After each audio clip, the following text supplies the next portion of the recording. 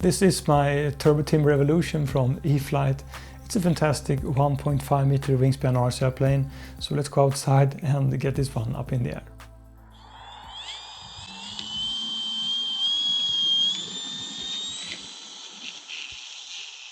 Today I'm doing 3S 2200 in my Turbo Team Revolution. And now I have showed lots of flight with this RC airplane.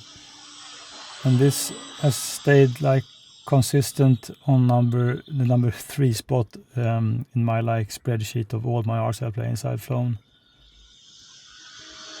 And just over time, really nothing has managed to knock it down from the 3rd position then.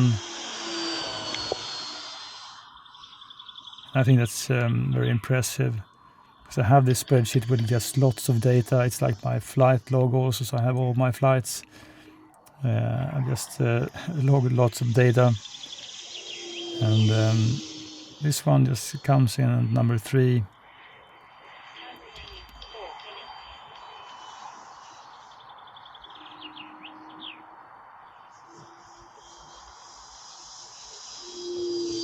I mean, 3S on this plane gives a more docile performance, no question. So you can still do most things, it's just that it doesn't do them as snappy or as speedy as with a 4S battery.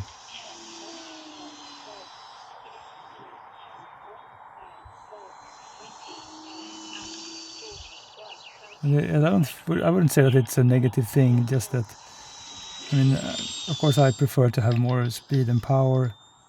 But if you want to fly this, I mean, just like gentle figure eights or as a nice flight, I mean, 3S, I wouldn't hesitate to do 3S on this RC airplane.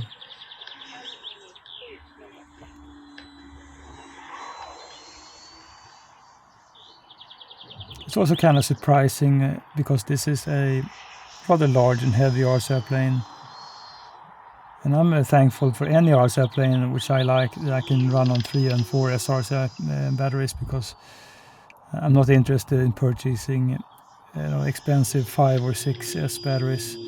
And that's one of the reasons why I do not do more EDF RC airplanes, because most of them, when they have like a 70mm EDF, you really need to have a 6S battery, and they are just super expensive. So I tend to just to keep the 3S and 4S compatible RC airplanes.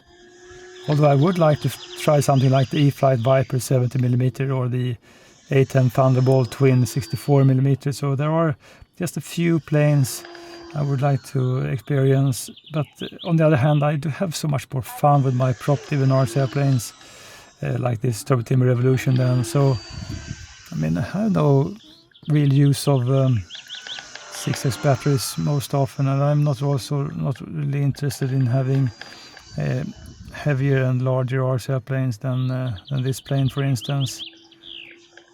I mean, it's lots of reasons. Batteries, they are one reason, and another reason is also you have to fit these RC airplanes in your car and just store them in a good way.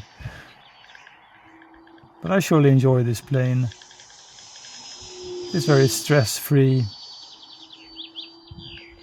So if I bring more agile and aerobatic RC airplanes and just go crazy and have to be a little bit on my toes, and it's nice to have something like this where you don't have to worry. You know that the landing gears can take grass landings with ease.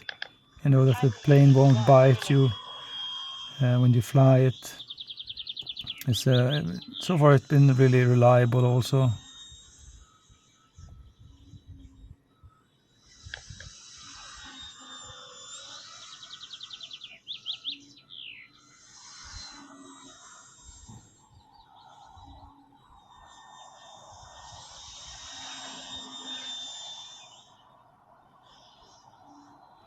And just to be clear, I mean, there are more fun planes to fly.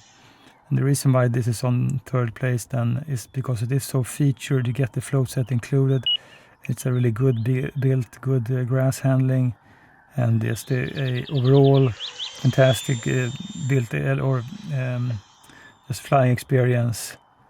So, I mean, that just adds up and makes this one the third plane on my list. Now, why do I enjoy this RC airplane so much? Well, I think that first off, it's a really nice build on this RC airplane. Second of all, I think it's a really durable one. You have solid landing gears and also like stickers on the wing, so this one won't really get any serious dents in the wing if you just nose it over, whatever you do. It's also a really easy RC airplane because you have this top hatch then. It's also featured with LED lights. You have a flow set included, which is just great. I mean, it's a kind of a long RC airplane, but when you can remove the wing so easily and just with quick connectors, it's really easy to transport this RC airplane. It does have a nice prop sound. I mean, if you want to have like a 1.5 meter wingspan RC airplane, I think that this one, to me at least, and also the E-Flite MALL M7, they are like the two best 1.5 meter wingspan RC airplane I've tried. I just consider like what they can do and also the price, because I'm not interested to purchase like an RC airplane that costs more than like $400 or something. So I just want to keep it between like $200 or $350 or something like that. And then I think that this RC airplane is like also the kind of the largest I want to have. I don't think that it is a small RC airplane, as considering many of the other foam RC airplanes, and it is, I mean, around 2 kilos, so it's kind of a heft to it also. But I think it's just a nice, easygoing flying experience, and you can certainly do lots of great aerobatics with this one as well.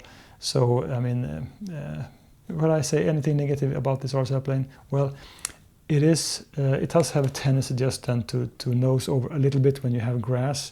I don't know why, because many other RC airplanes that are smaller doesn't have this. This sort of a little bit of nose over tendency.